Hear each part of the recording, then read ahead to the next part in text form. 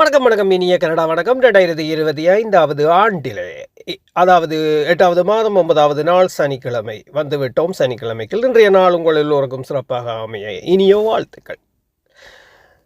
நதி பாயும் வேளையிலே நங்கை கையில் வந்தணைத்த நீரும் கன நேர தாக்கத்தை தீத்து திரும்பி வழிகண்டு வலம் வரும் நதியோடு மீண்டும் கலந்து குதூகலிக்கையிலே வரும் நாதமும் என்றும் புத்துணர்வை தரும்.